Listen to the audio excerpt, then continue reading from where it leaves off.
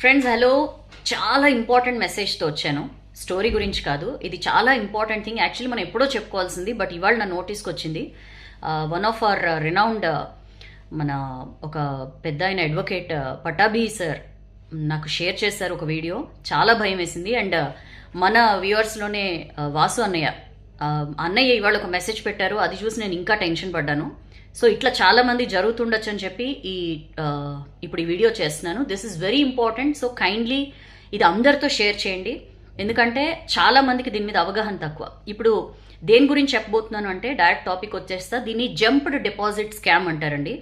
ఈ మధ్య మనం ప్రతిదానికి రూపాయి దగ్గర నుంచి ఎన్ని లక్షల్లో ట్రాన్సాక్షన్స్ చేయాలన్నా చాలా విరివిగా వాడేస్తున్నాం కదా. యూపీఐ, గూగుల్ పేనో ఫోన్పేనో వాడేస్తున్నాం కదా.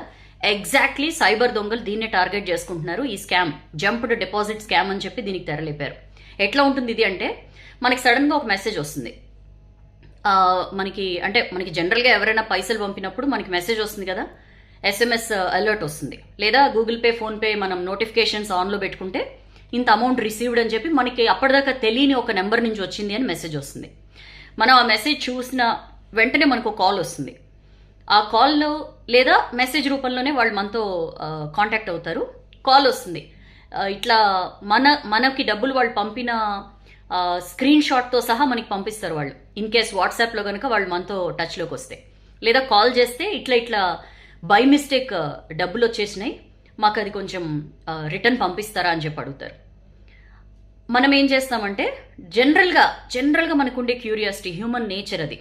దాని ఏమో అత్యాసనో గ్రీడో ఆ సెక్షన్లోకి మనం వెళ్ళక్కర్లా. జనరల్గానే మనకి ఎవరినైనా మన అకౌంట్లోకి డబ్బులు పడ్డాయి అన్నప్పుడు మనం జనరల్గా చేసేది ఏంటి, నిజంగా పడ్డాయా అని చెప్పి మనం చెక్ చేసుకోవడానికి మన యాప్లోకి వెళ్తాం. యాప్లోకి వెళ్ళి మనం ఎప్పుడైతే పిన్ ఎంటర్ చేస్తామో that's the end.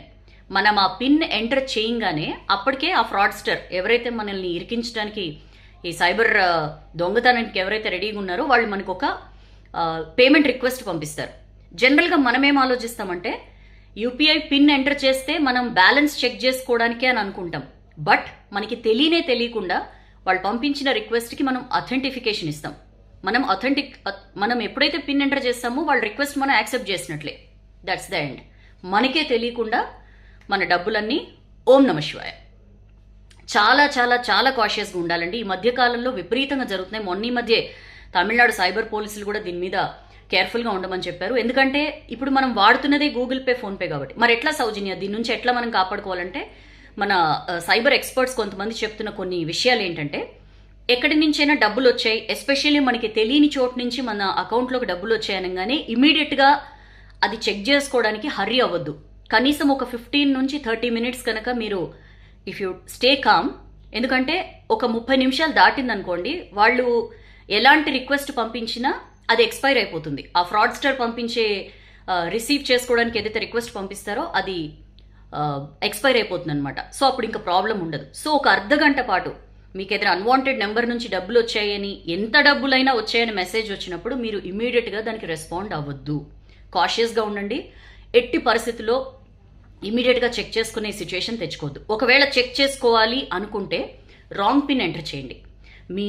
Me real pin కాకుండా మీ ఏదో ఒకటి సమ్ ర్యాండమ్గా రాంగ్ పిన్ ఎంటర్ చేస్తే వాళ్ళు ఏదైతే రిక్వెస్ట్ పంపిస్తారో అది ఆటోమేటిక్గా క్యాన్సిల్ అయిపోతుంది.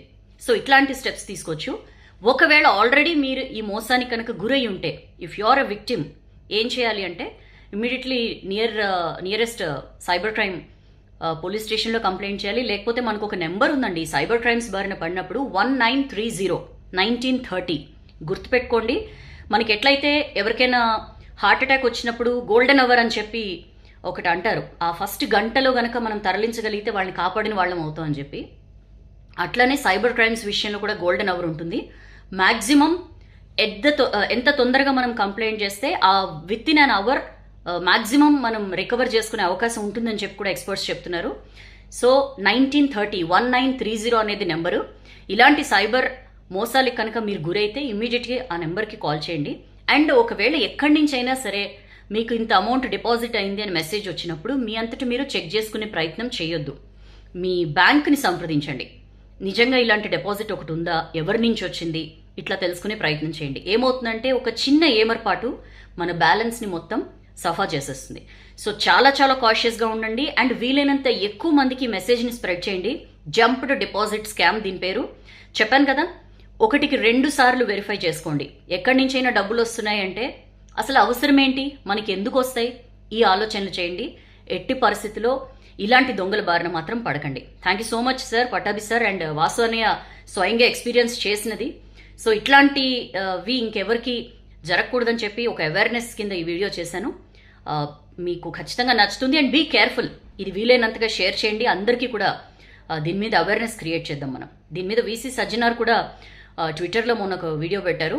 సో ఇలాంటి అవేర్నెస్ వీడియోస్ చాలా ఇంపార్టెంట్ కాబట్టి చాలా జాగ్రత్తగా ఉండండి. అగైన్ సైబర్ క్రైమ్ బారిన పడితే 1930 ఇస్ ద నెంబర్, దాన్ని కంప్లైంట్ చేయొచ్చు మీరు. Please be cautious. This is your Soujanya signing of.